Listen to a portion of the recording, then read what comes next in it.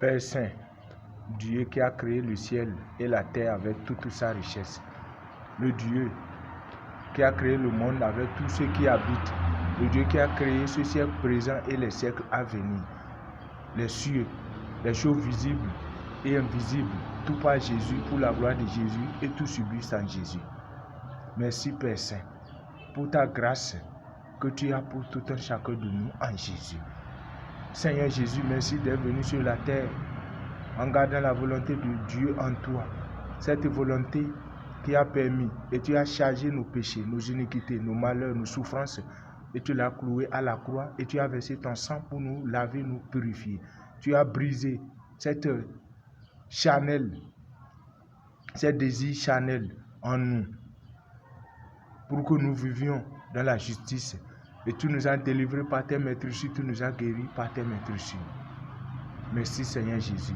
Toi qui écoutes cette voix, Jésus t'interpelle. Jésus t'interpelle.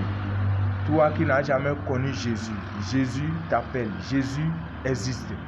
Tu entends parler de Jésus. Jésus est véridique. Jésus est là où se trouve ton amour, ta joie, le repos de toutes choses. Tu es fatigué des sacrifices.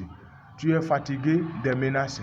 Tu es fatigué de vivre dans le péché, dans la fornication, dans la prostitution, dans le mensonge, dans la lamentation, dans la jalousie.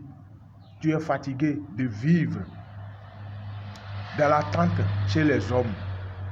Tu n'as rien à envier des hommes. Jésus t'a déjà tout fait à la croix. Tout est déjà accompli. Il a dit dans sa parole, Matthieu 11, verset 28, « Venez à moi, vous qui êtes fatigués et chargés, je vous donnerai de repos. » Le repos t'est déjà garanti en Jésus. Viens en Jésus et tu vivras à l'aise. Le verset 29 de même chapitre 11, vers la dernière version dit, « Vous trouverez le repos de vos âmes. » Ce n'est pas le repos ici seulement sur la terre, mais le repos de ton âme. Ton âme vivra pour toujours dans la lumière, dans la tranquillité, dans la protection de Dieu en Jésus. Le Saint-Esprit rentrera en toi pour te guider pour le reste de tes jours. Vous qui êtes déjà dans une communauté chrétienne, en pensant que c'est la communauté chrétienne qui est le chemin, non. Jean 14, verset 6, « Je suis le chemin, la vérité et la vie éternelle. » Jésus est le chemin. Jésus est le chemin, seul chemin. Appartenance à une communauté religieuse chrétienne ne signifie pas que tu es déjà en Jésus. Et tu es en Jésus veut dire, dans ton cœur, tu as accepté Jésus. Ton cœur, ta vie entière, vit dans Jésus.